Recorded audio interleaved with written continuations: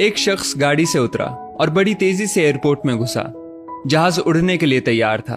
उसे किसी कॉन्फ्रेंस में पहुंचना था जो खास उसी के लिए आयोजित की जा रही थी। वो अपनी सीट पर बैठा और जहाज उड़ गया।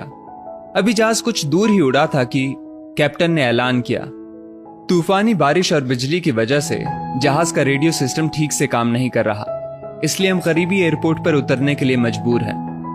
जहाज लैंड होते ही अब वो शख्स बाहर निकला और कैप्टन से शिकायत करने लगा कि उसका एक एक मिनट कीमती है और होने वाली कॉन्फ्रेंस में उसका पहुंचना बहुत जरूरी है।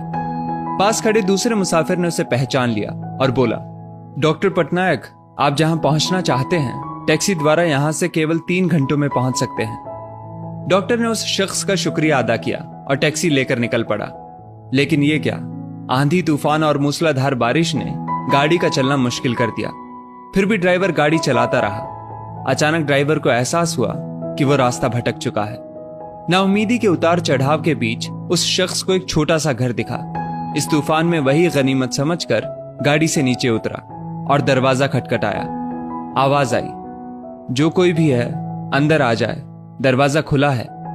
अंदर एक बुढ़िया आसन बिछाए भगवत गीता पढ़ रही थी। उसने कहा, माँ जी, अगर इजाजत हो तो आपका फोन इस्तेमाल कर लूं? बुढ़िया मुस्कुराई और बोली, बेटा, कौन सा फोन? यहां ना बिजली है ना ही फोन। लेकिन तुम बैठो, सामने चरणामृत रखा है, पी लो, थकान दूर हो जाएगी। और खाने के लिए भी कुछ ना कुछ फल मिल जाएगा, खा लो, ताकि आगे सफर के लिए कुछ शक्ति आ जाए। डॉक्टर ने शुक्रिया अदा किया और चरणामृत पीने लगा। बुढ़िया अपने पाठ में खोई थी कि डॉक्टर की नजर उनके बगल में पड़ी। एक बच्चा कंबल में लिपटा पड़ा था, जिसे बुढ़िया थोड़ी थोड़ी देर में हिला देती थी।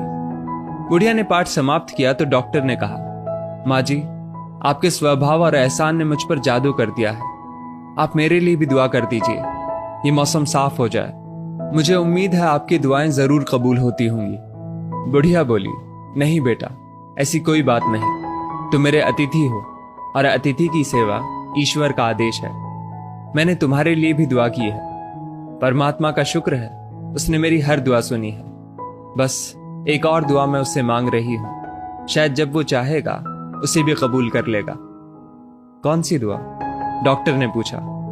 बुढ़िया बोली, ये जो 4 साल का बच्चा तुम्हारे सामने अधमरा पड़ा है, मेरा पोता है। ना इसकी माँ जिंदा है ना ही बाप। इस बुढ़ापे में इसकी जिम्मेदारी मुझ पर है। डॉक्टर कहते हैं इसे कोई खतरनाक रोग है जिसका वो इलाज नहीं कर सकते। वो कहते हैं एक ही नामवर डॉक्टर है। क्या नाम बताया था उसका? हाँ, याद आया, डॉक्टर पटनायक। वो इसका ऑपरेशन कर सकता है। लेकिन मैं बुढ़िया कहाँ उस डॉक्टर तक पहुंच सकती हूँ? बच्चे को लेकर जाऊं भी तो पता नहीं वो देखने के लिए राजी भी हो या नहीं। बस अब बंसी वाले से यही मांग रही थी कि वो मेरी मुश्किल आसान कर दे। डॉक्टर की आंखों से आंसुओं का सैलाब बह निकला। वो रूंधे कंठ से बोला, माई, आपकी दुआ ने हवाई जहाज को नीचे उतार लिया, आसमान पर बिजलियां कौंधवा दी, मुझे रास्ता भुलवा दिया ताकि मैं यहां तक खींचा चला आऊं। हे भगवान, मुझे यकीन ही नहीं हो रहा कि कन्हैया एक दुआ कबूल करने के लिए अपने भक्तों की इस तरह भी मदद कर सकता है। दोस्तों, वो ईश्वर सर्वशक्तिमान है।